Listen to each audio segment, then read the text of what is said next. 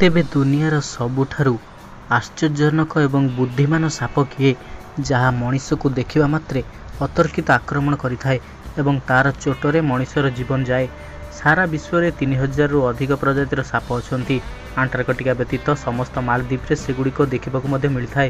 ତେବେ ଆମ ଭାରତରେ ମଧ୍ୟ ବିଷଧର ସାପମାନେ ରହିଛନ୍ତି। ଆପଣ ଜାଣନ୍ତି କି ପୃଥିବୀର ହଜାର ହଜାର ପ୍ରଜାତିର ସାପ ମଧ୍ୟରେ କେଉଁ ସାପ ଅଧିକ ବୁଦ୍ଧିମାନ?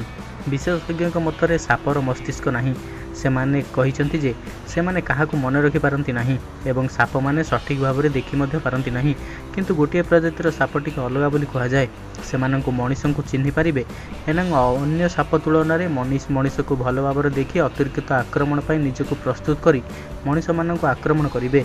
ତେବେ ଏହି ସାପ ଭାରତରେ ମିଳୁଥିବା କୋବ୍ରା ଛଡ଼ା ଆଉ କେହି ନୁହେଁ। ପରିସ୍ଥିତି ଉପରେ ନିର୍ଭର କରି ଏହି ଶିକାର ରଣନୀତି ବଦଳାଇପାରେ। ସେମାନେ ଭୂମିରେ କମ୍ପନ ଅନୁଭବ କରିପାରନ୍ତି। ଏହା 330 ଫୁଟ ଦୂରରୁ ଶିକାରକୁ ଅନୁସରଣ କରନ୍ତି ଏବଂ ଏହା ଲୋକଙ୍କୁ ମଧ୍ୟ ଦେଖିପାରନ୍ତି। ଯେତେବେଳେ ଏକ କୋବ୍ରା ତା'ର ଶିକାରକୁ ଚିହ୍ନଟ କରେ, ସେ କେଉଁଠାରେ ଅଛି ଜାଣିବା ପାଇଁ ତା'ର ଦୁଇଟି ଜିଭକୁ ଘୁଞ୍ଚାଏ ଏବଂ ଜିଭ ତା'ର ଆଣ୍ଟିନା ଭାବରେ କାର୍ଯ୍ୟ କରି ଶିକାରର ସଠିକ୍ ସ୍ଥାନ କହିଥାଏ। ଯଦିଓ କିଙ୍ଗ୍ କୋବ୍ରା ସାଧାରଣତଃ ସେମାନଙ୍କର ମୁଣ୍ଡଠାରୁ ଅଧିକ ବଡ଼ ହୋଇଥାନ୍ତି, ତଥାପି ସେଥିରେ ବିଷ ଇଞ୍ଜେକ୍ସନ ଦେବା ପରେ ମଧ୍ୟ ସେଗୁଡ଼ିକ ପୂରା ଗିଳି ପାରିନଥାନ୍ତି। କିଙ୍ଗ୍ କୋବ୍ରାମାନେ ଗୋଲାକାର ଆଖି ଏବଂ ବଡ଼ ସୁବର୍ଣ୍ଣ ଆଖି ରହିଥାଏ ଏବଂ କୋବ୍ରା ସାପ ଅନ୍ୟ ସାପ ଅପେକ୍ଷା ଛୋଟ। ବିପଦ ସମୟରେ ଖସିଯିବା ପାଇଁ ସକ୍ରିୟ ଭାବେ କାମ କରିବା ପାଇଁ ସେମାନଙ୍କର ବିଶେଷ ମାଂସପେଶୀ କାମ କରିଥାଏ। ତେବେ କୋବ୍ରାଙ୍କ ବୁଦ୍ଧିରେ ଅନେକ ଗୁଣ ରହୁଛି। ଏହାର ମୁକାବିଲା କରିବାର କ୍ଷମତା ସରଳ ଓ ସହଜ।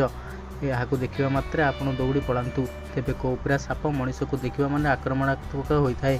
ଏହାର ଅର୍ଥ ସେମାନେ ଦୀପାବଳି ସମୟରେ ଅଧିକ ସକ୍ରିୟ ଅଟନ୍ତି, କିନ୍ତୁ ସେମାନେ ଅଧିକ ରାତିରେ ଶିକାର କରିବାକୁ ମଧ୍ୟ ପସନ୍ଦ କରନ୍ତି।